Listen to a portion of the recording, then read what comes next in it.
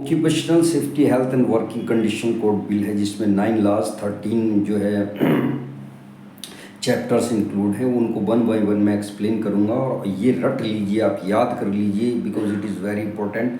और इसे पढ़ने के बाद जितने भी एक्ट्स मैंने बताया, वो फैक्ट्री एक्ट्स हो, माइंस एक्ट हो, डॉक वर्कर एक्ट्स हो, कॉन्ट्रैक्ट लेबर एक्ट हो, सिनेमा थिएटर एक्ट्स 1981 हो, या सिंगल सेल्स प्रोविजन एक्ट 1976 हो, या बीड़ी सिगरेट एक्ट हो, वो सारे के 1966 हो, कुछ भी वो सारा इसमें कवर हो जाते हैं। तो सबसे पहला जो चैप्टर है इसमें वो प्रिलिमिनरी है। तो आप कोई सा भी बुक बनेगा कानूनी रूप से, वो प्रिलिमिनरी, उसका क्या डेफिनेशन है, टेक्सटाइल क्या है, उसका स्ट्रक्चर क्या है, सारा कुछ इसमें आ जाता है।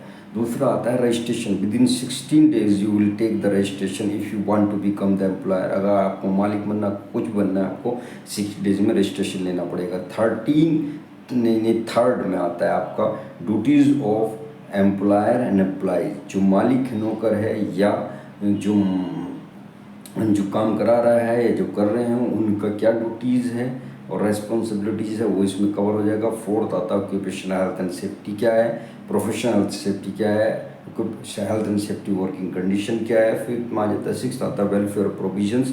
वेलफेयर प्रोविजंस में आपका यूटिलिटीज़ क्या सुविधाएं टॉयलेट वगैरह की हैं, ड्रिंकिंग वाटर की है, एकोमोडेशन है, रेस्टिंग रूम है, क्लोथ्स है, सारा वेलफेयर फैसिलिटीज़ क्या वो प्रोवाइड करा रहा है। सेवन्थ में आता था वर्किंग आवर लीव्स। एट्थ में आ जाता है लेबर इंस्पेक्टर, उसकी ऑथॉरिटीज़। लेबर इंस्पेक्टर आएगा तो क्या करेगा, उसकी क्या ऑथॉरिटीज़ है। 9 में आ जाता है maintenance of register, record and returns.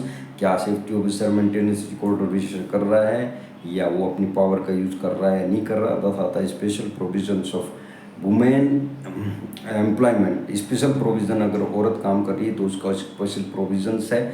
And 10th हो गया। 11th आ जाता है special provision of intermigrant state workers, कि अगर दूसरे स्टेट से आके वर्कर काम कर रहे हैं, उनका स्पेशल प्रोविजंस है। क्या उनको राशन की फैसिलिटीज़ कॉन्ट्रैक्टर दे रहा है, क्या उनको TADA मिल रहा है, क्या सारी सुविधाएं उनको मिल रही है इंटरस्टेट माइग्रेंट वर्कर को। और 12th आ जाता है ऑफेंसेस एंड पेनल्टीज़। अगर कोई ऑफेंस होता है, कोई बात होती है, अपराध होता है, तो उसकी क्या पेनल्टीज़ है। थर्ड आ जाता है सोशल सिक्योरिटी फंड के। सोशल सिक्योरिटी फंड, जैसे मैंने बताया कि नेशनल सोशल सिक्योरिटी फंड का एक बोर्ड बनाया जाएगा, जो इनको जो ऑनलाइन डिलीवरी बॉय हैं या वेब डेवलपर हैं या कुछ है, उनका 1 से 2% जितना भी अमाउंट मिल रहा है वो उनको उन पे खर्च किया जाएगा या उनको रिटर्न किया जाएगा। ये सारी चीज़ें और मिसलिनियस, और इसके बाद जितनी आ जाती है वो miscellaneous. Thank you so much.